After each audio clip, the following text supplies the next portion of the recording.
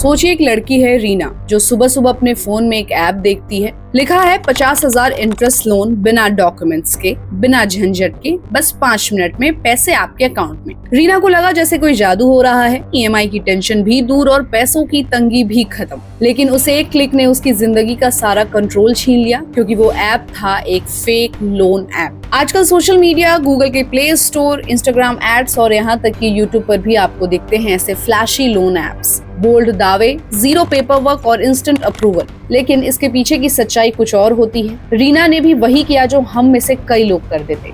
App download किया, अपनी सारी इन्फॉर्मेशन दे दी, फोन के कॉन्टैक्ट्स, फोटो, एसएमएस, लोकेशन तक, और यहीं से उसकी प्रॉब्लम शुरू हो गई।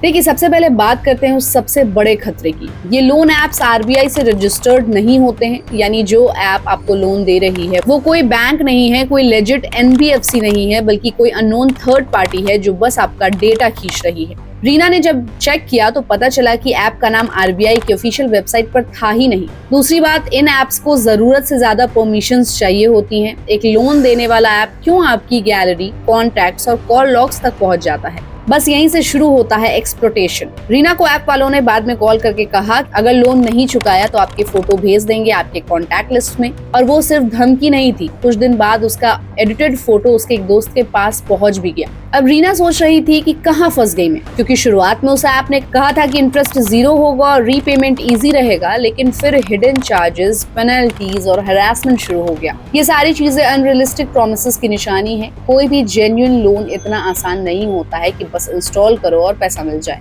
अब सोचो, जब रीना ने ऐप के कस्टमर सपोर्ट को कांटेक्ट करना चाहा तो वहाँ कोई लाइव नंबर, कोई वेरीफाइड ईमेल आईडी तक नहीं था। बस एक ऐसा कांटेक्ट फॉर्म जो सबमिट करने के बाद वैनिश हो गया। ना कोई जवाब आया, ना कोई ट्रैकिंग, बस अंधेरा। और सबसे खतरनाक चीज, रिकवरी एजेंट्स की लैंग्वेज, अब्यूजिव कॉल्स, रात के 2 बजे धमकियां, फोटो वायरल करने की धमकियां और परिवार को बदनाम करने की कोशिश। अब सोचिए, एक 10,000 के लोन के लिए कोई इतना गिर सकता है। रीना की गलती सिर्फ फेक थी, उसने जल्दबाजी में सोच लिया कि पैसे तुरंत चाहिए तो यही सही है। लेकिन आज वो सबको बता रही है कि ऐसा कभी मत करना। कोई भी ऐप डाउनलोड करने से पहले ये चेक करो कि वो आरबीआई अप्रूव्ड है या नहीं, उसकी रिव्यू हिस्ट्री क्या है, कोई प्रॉपर एग्रीमेंट है या नहीं, और सबसे जरूरी, क्या वो आपके डेटा की सिक्योरिटी की गारंटी लेता है। आज रीना तो बच गई, लेकिन बहुत लोग हैं जो अपना पैसा, इज्जत और मेंटल पीस सब कुछ खो बैठे सिर्फ इसलिए क्योंकि उन्होंने एक शाइनी लुकिंग ऐप को सच मान लिया। इसलिए अगली बार जब आपके फोन में कोई ऐड आए 1 लाख का लोन सिर्फ 10 मिनट में, तो 10 मिनट रुक कर सोचिए, कहीं ये too good to be true तो नहीं।